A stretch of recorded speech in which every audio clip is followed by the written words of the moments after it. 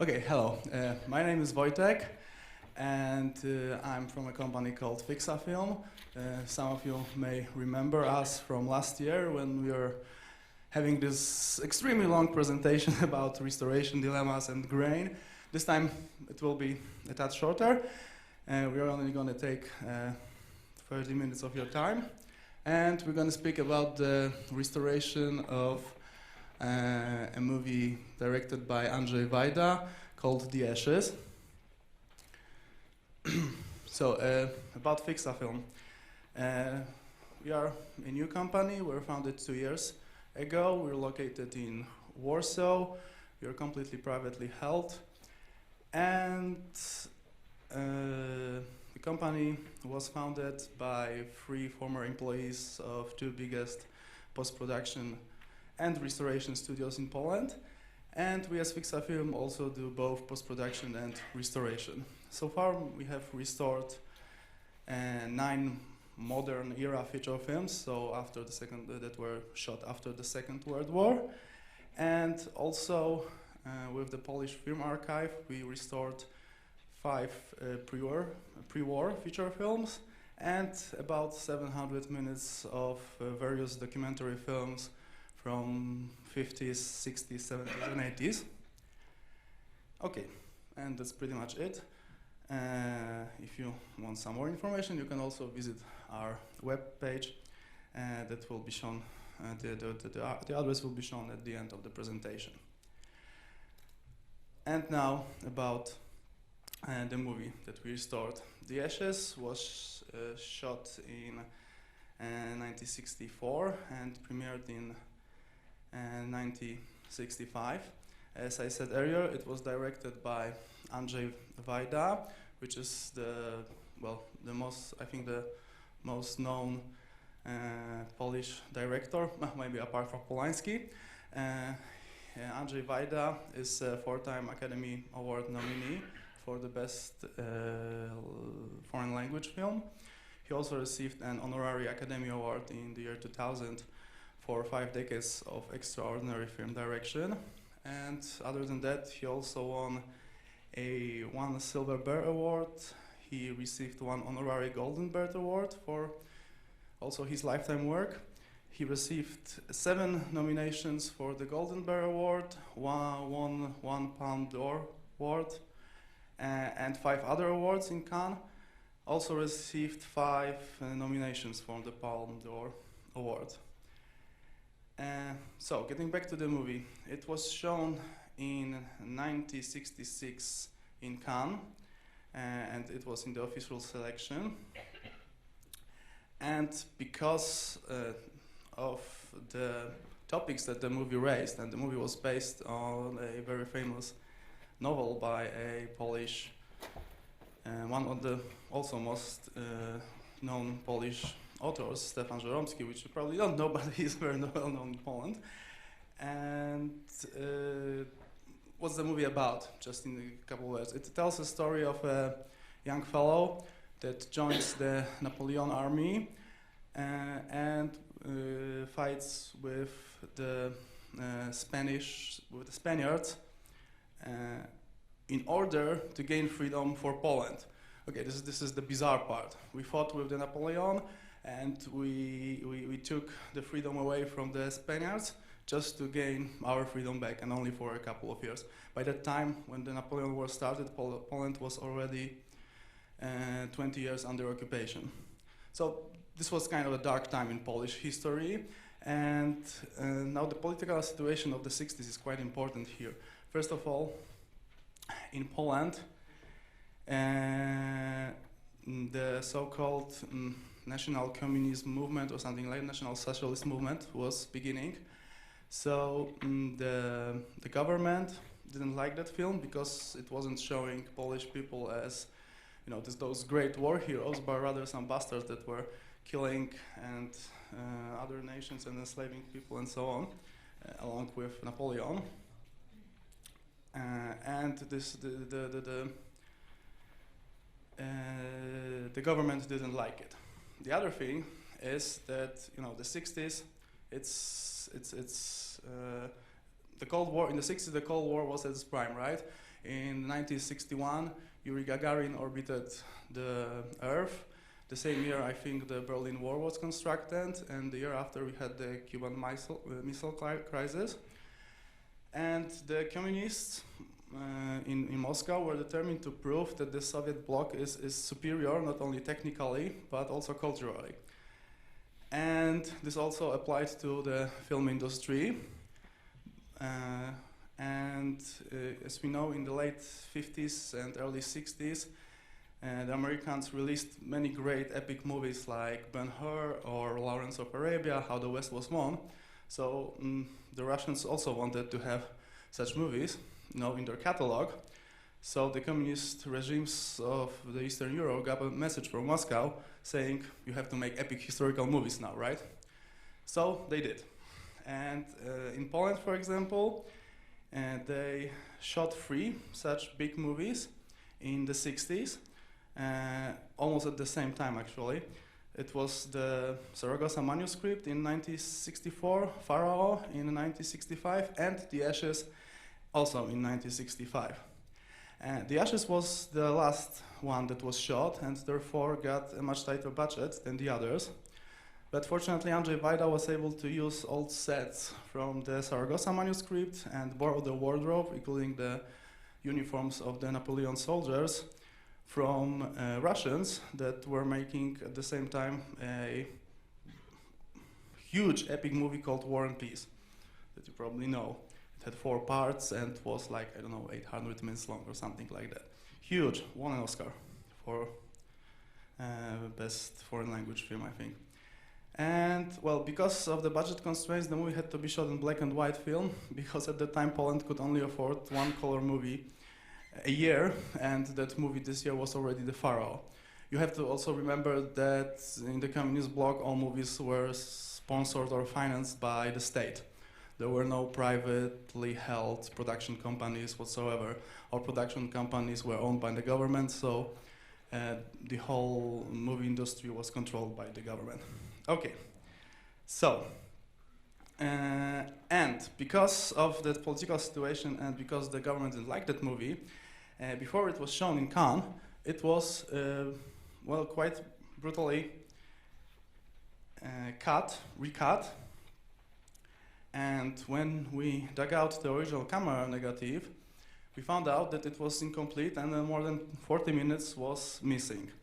Then after consulting some film historians and so on, we found out that this was due to this re-editing that was done, and unfortunately the censors re-edited the original camera negative instead of some duplicate. So 40 minutes was completely lost. Fortunately, there were 3 copies made on interpositive prints, but all of them were in pretty bad shape. And well, we made one-light transfers of those of the negative and the interpositive, and I will tell you about it a bit later.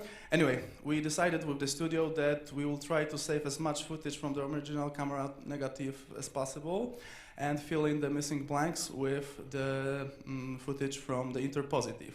So this time, in this case, we not only had to restore the movie, but actually reconstruct the original cut.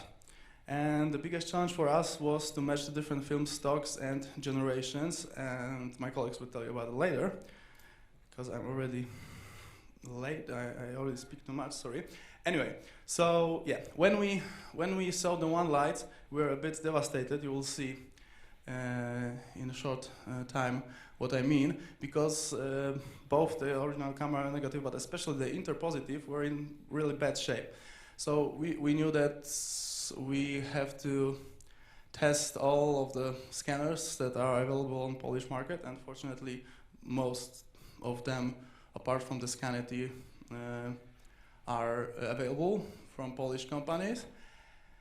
And yeah, when we saw the wetgate, we knew, with the wetgate scan, we knew this was it.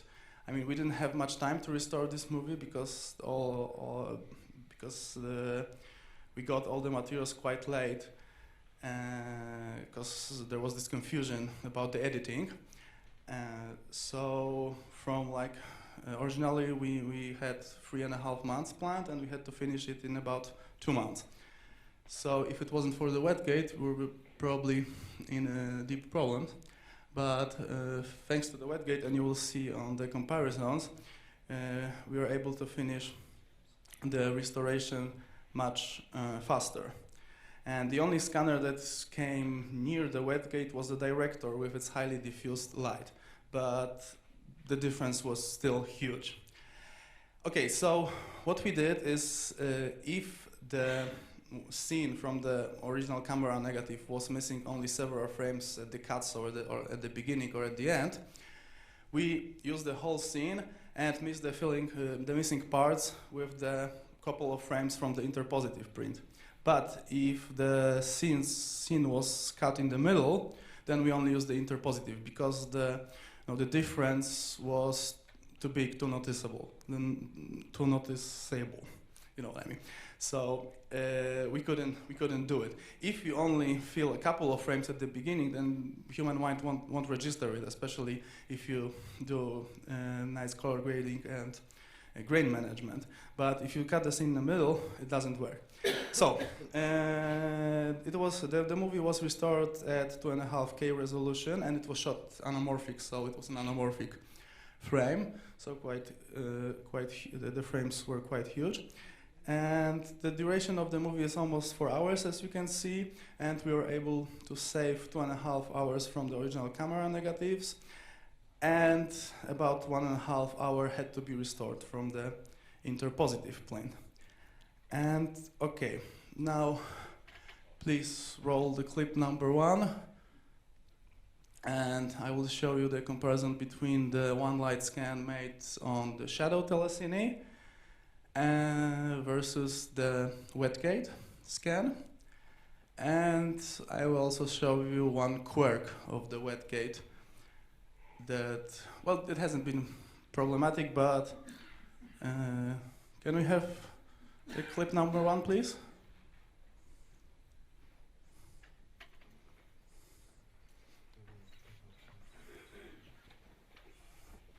Können Sie bitte das erste Clip abspielen?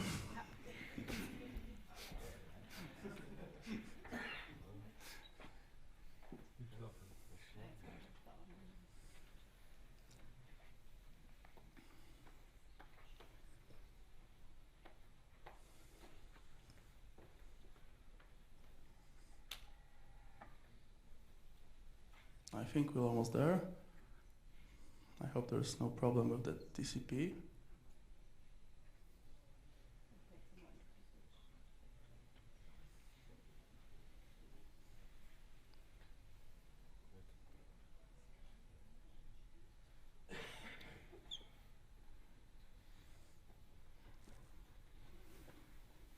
Okay.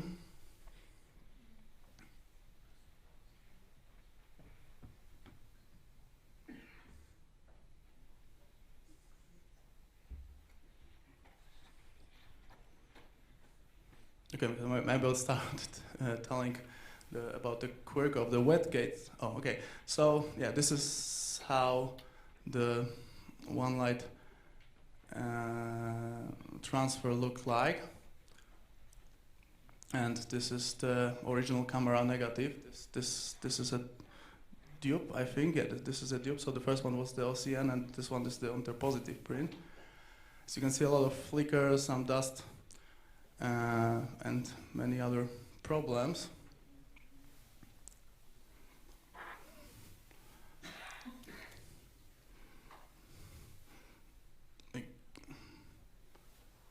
Okay, I think this is self-explanatory, what's happening here. So this isn't the best material to work with. Okay, so yes, in the square, you see the comparison to the scan. This is the pure wetgate scan. As you can see, most of the flicker is gone. Also, in the previous scene, we saw that the scratches were gone, and here, well, most of the dust particles have been washed away, let's say. Of course, the definition is much better, but this is scan versus a telecine, so yeah.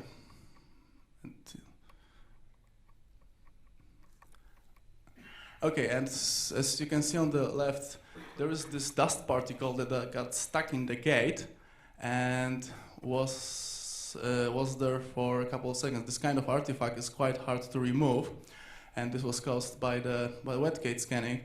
Of course, usually you would just rescan the movie, but we couldn't do it at that time because the negatives were already back in the film archive, and there was no time to rescan it, so we just have to remove it. But if you are scanning with wet gate, you should be careful, and because sometimes you may have this artifact and need to rescan. Okay, and now my colleague Gosia will tell you about the grading process.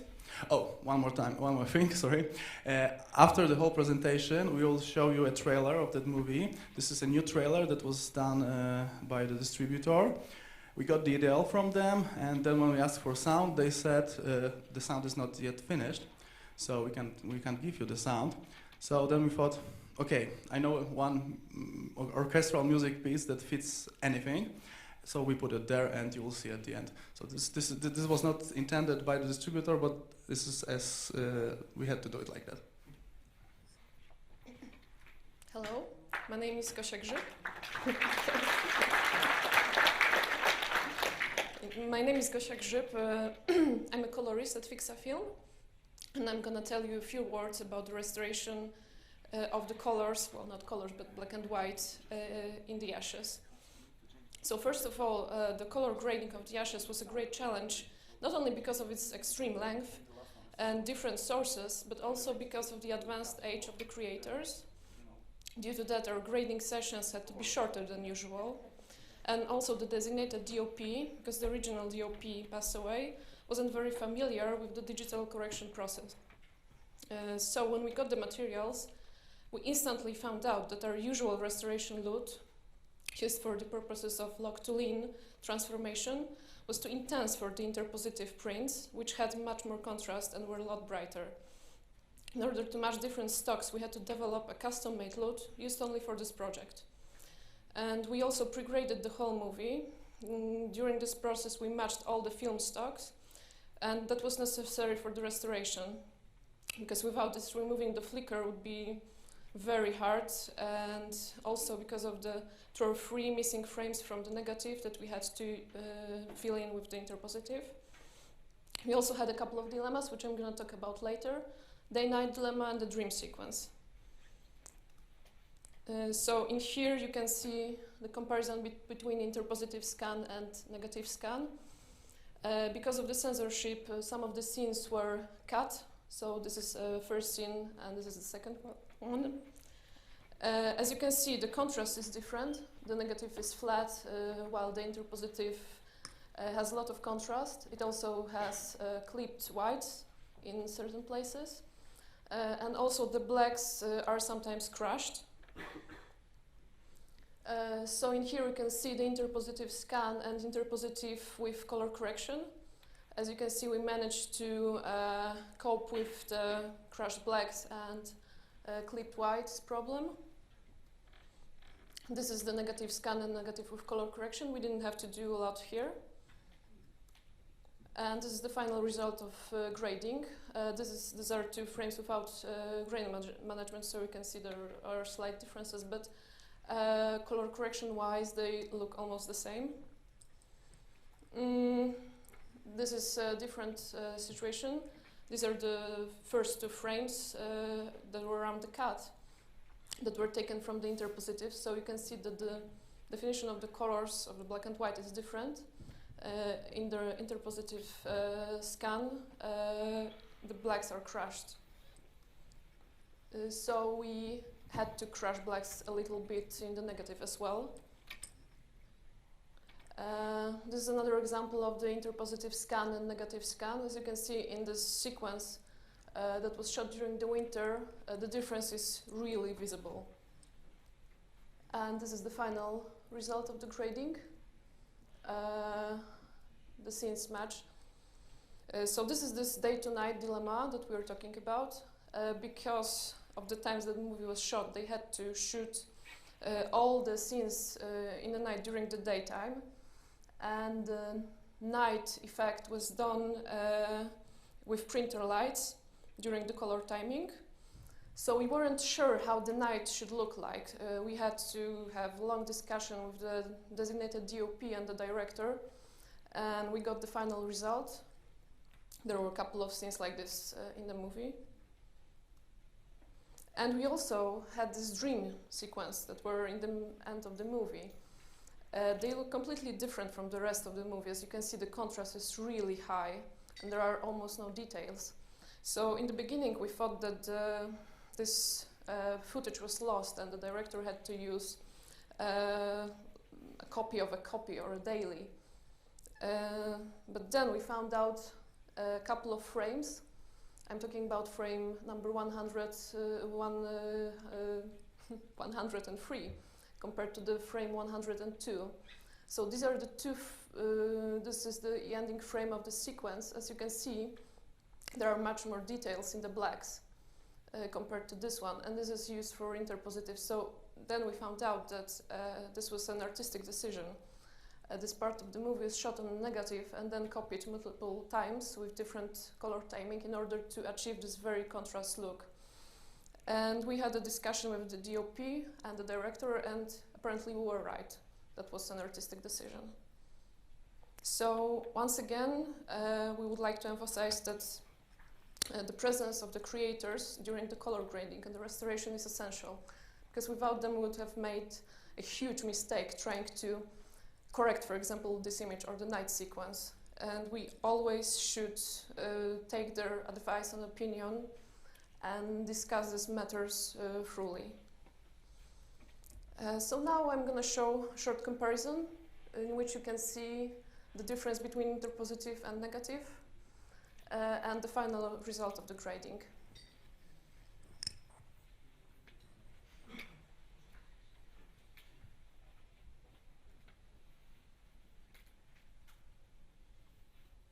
So this is before. This is a mixed sequence, interpositive. As you can see, there was a click, 2 or 3 frames that were more contrast.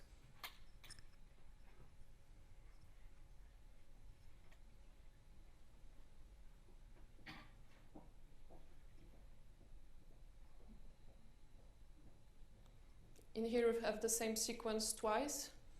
Well, the same scene with the actress. One is interpositive, the other one is negative.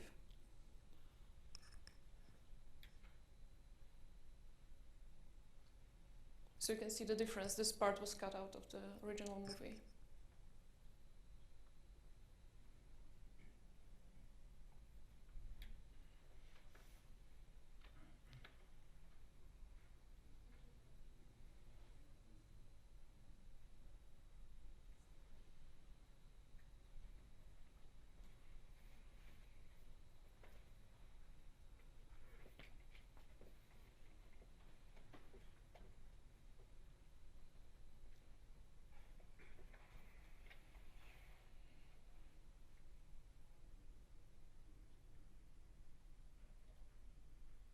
This is the scene that I was showing before. This is the interpositive.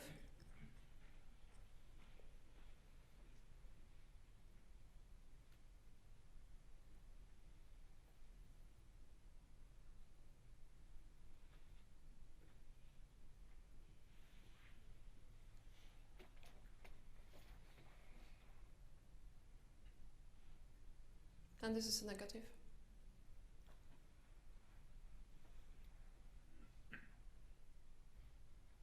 And now we're gonna see a restored version.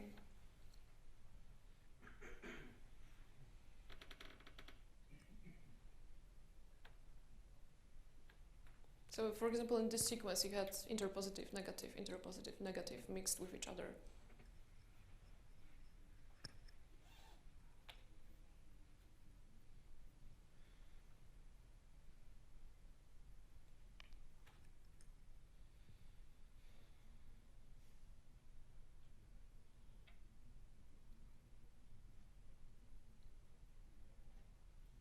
By the way, this is a very famous Polish actress which got married to the DOP a couple of months before the shooting.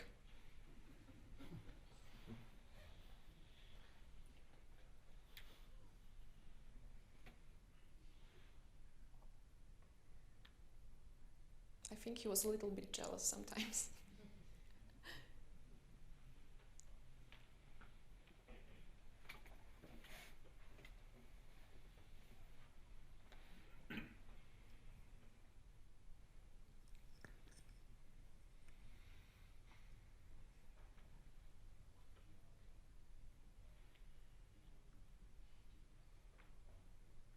So this is the interpositive.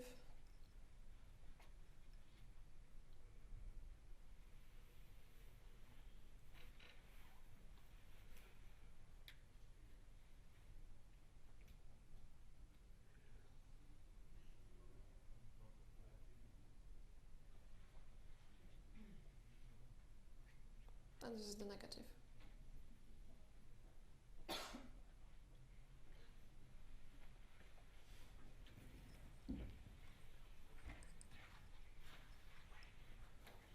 Okay, thank you very much.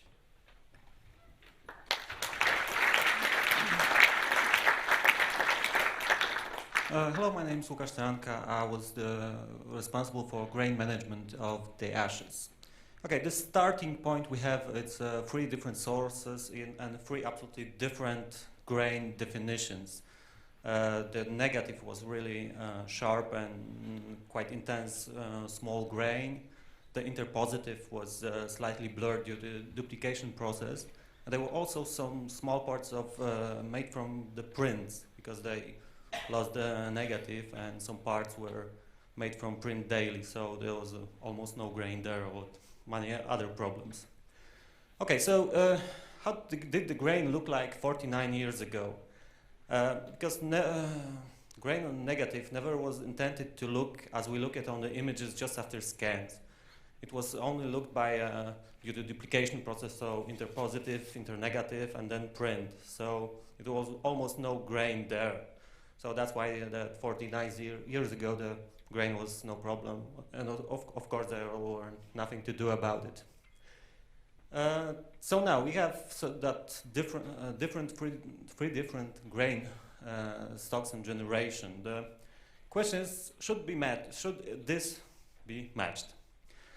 With the designated DOP, we decide it should be matched just to create like unified experience to the viewers, and also because it was never intended by the creators. That differences was created because the editors just cut out some of the stuff, and other parts of the negative were lost. So it was never intended. So we decided it should be matched as unified as possible.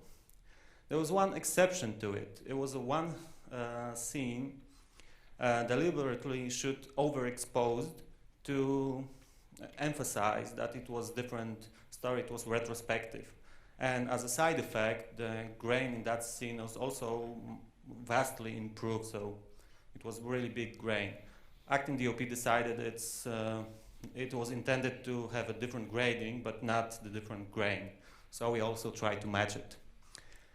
And the last question is, what's the optimal grain level for digital projection? Because it's there are archivists who say don't touch the grain. Other people says do the grain should be removed. We decided that there is a limit when for today restoration tools how much you can remove the grain without losing any details.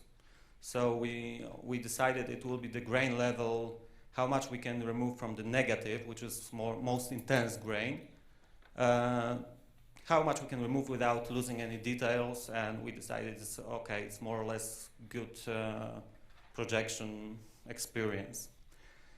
Okay, so let's go for examples. Please go for reel number 3.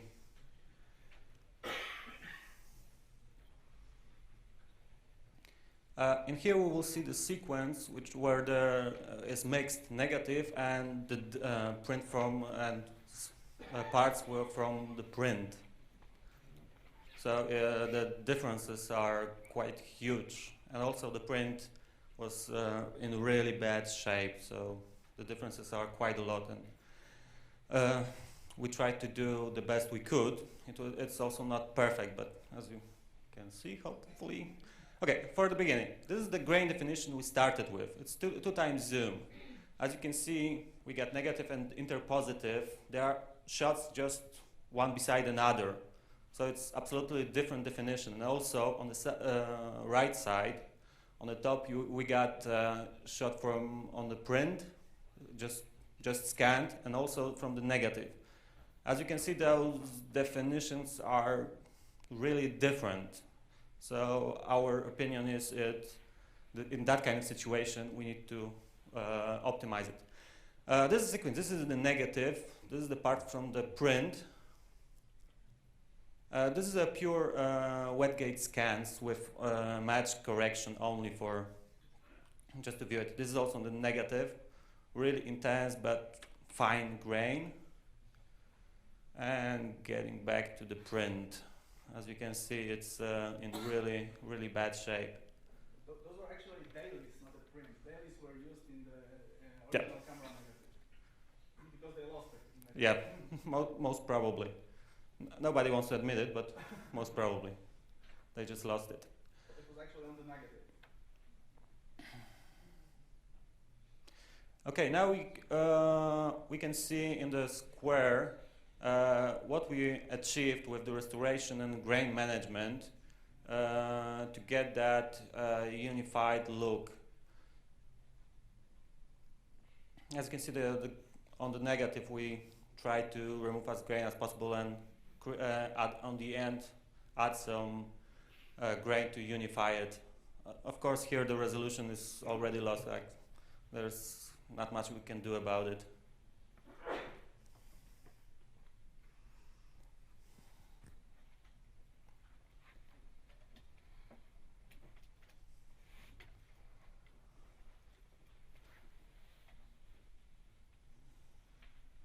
And now how this scene look in the final restoration film.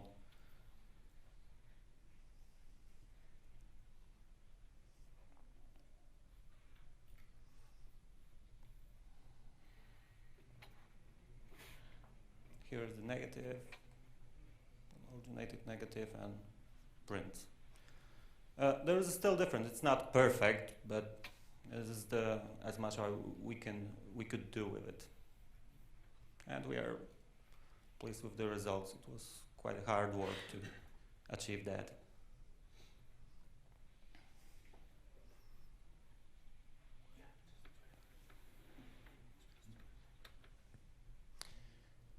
Now please show us the trailer. It is